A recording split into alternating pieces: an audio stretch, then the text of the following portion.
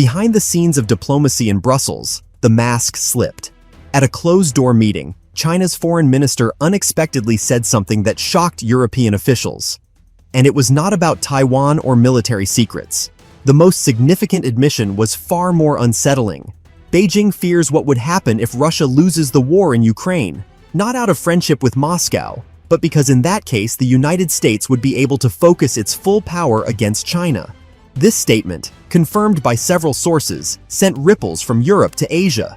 For years, China pretended to maintain neutrality while quietly thinking only about its own survival. Now, the mask is off, and the stakes are clear. While Beijing tries to navigate global politics, its domestic economy is faltering. Deflation, a real estate crisis, and growing isolation.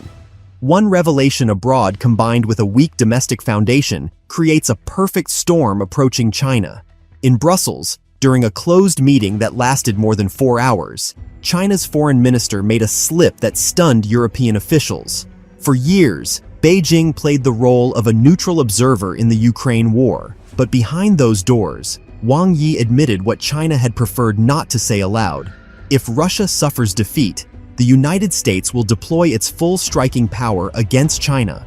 According to the South China Morning Post and European diplomats, this was not a diplomatic line for protocol. It was a rare moment of candor when China's mask fell. And this is why the admission is so important. For Beijing, the war in Ukraine is not just a European crisis. It is a shield that keeps America occupied. As long as Moscow holds, Washington is forced to expend resources on Europe.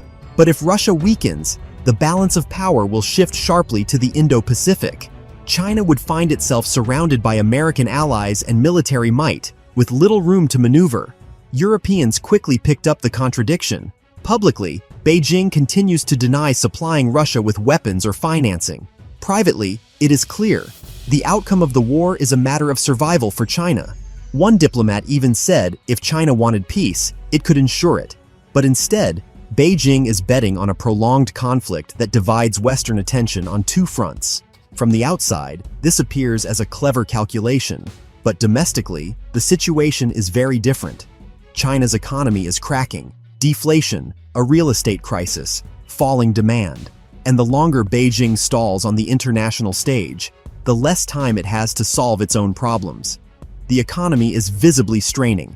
Consumer prices have fallen for the 4th consecutive month, a classic signal of deflation. And deflation is not just cheaper goods, it is a trap. Families postpone purchases, waiting for even lower prices. Businesses struggle with shrinking revenues, creating a vicious economic cycle. The main culprit is overproduction. Chinese factories operate at full capacity, producing more goods than the market can absorb. And this is not limited to traditional sectors like steel or cement. Even in innovative solar energy, the situation has reached a deadlock. China is producing panels so rapidly that by 2025 its capacity will exceed 1,200 gigawatts. This is almost double what the rest of the world plans to install. The result is predictable. Prices collapse, profits vanish, and companies survive only through sheer volume. State subsidies and cheap loans keep factories afloat that should have long since closed or restructured. A paradox emerges.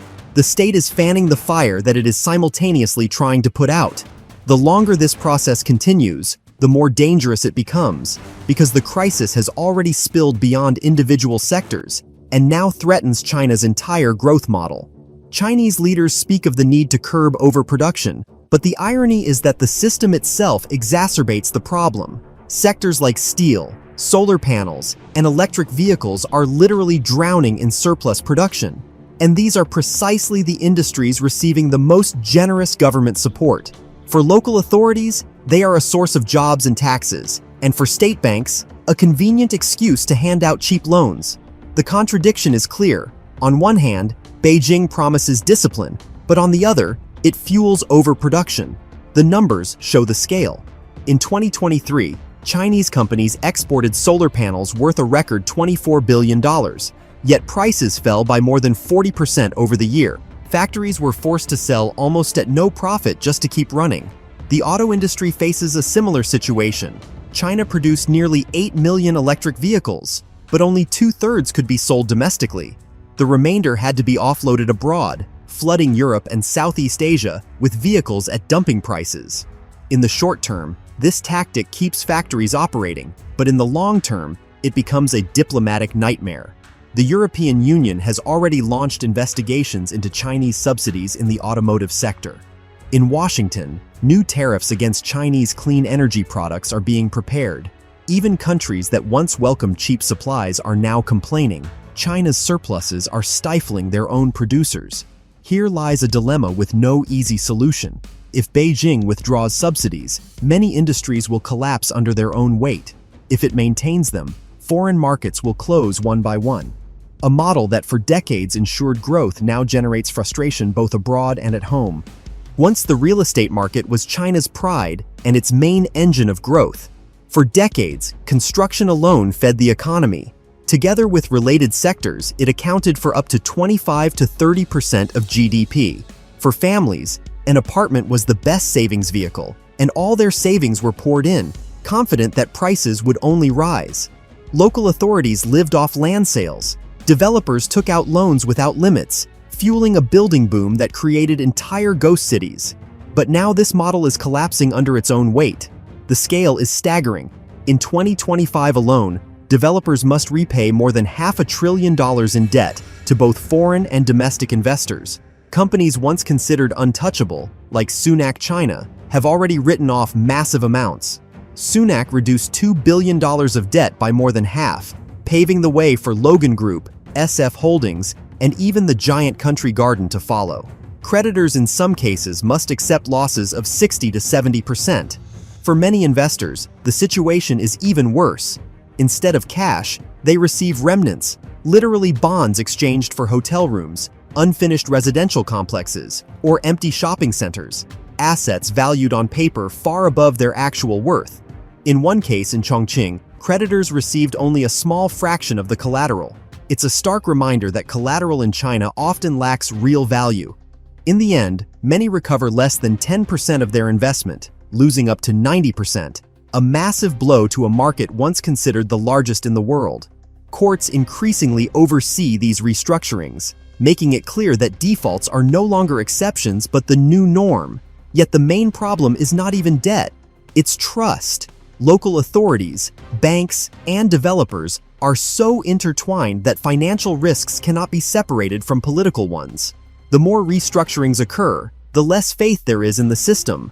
What once seemed a source of wealth is turning into a black hole, dragging the entire economy down, and time is running out for Beijing. Payment deadlines are closing in, and resources are dwindling. China is being driven toward a reckoning that this time cannot be postponed. China finds itself at the epicenter of a perfect storm, where each crisis triggers the next. The war in Ukraine keeps Washington tied to Europe, but Beijing understands that if Moscow weakens, all of America's power will pivot toward Asia, while at home, the economy struggles for breath. Deflation has been dragging prices down for months. Overproduction floods the market with goods that no one is rushing to buy. Against this backdrop, falling exports and growing mistrust among partners only increase the pressure. Abroad, the situation is no better. Trump is issuing new tariff threats, and within BRICS, voices calling for independence from the dollar are growing louder. This is changing trade routes and undermining demand for Chinese products. Today, China stands at a crossroads. The old growth model, cheap credit, endless construction, and state-backed exports, is collapsing under the weight of its own contradictions. Reforms could offer a chance at long-term stability, but they come with short-term pain, rising unemployment and social discontent, and that is what the authorities fear most. Yet refusing change could be even worse, a systemic collapse that neither slogans nor emergency bailouts can cover. The cracks are no longer on the surface, they run through the very foundation. The main question now is simple: will China withstand this storm, or will it collapse under its own weight? Follow and turn on notifications because the world is watching the response unfold in real time.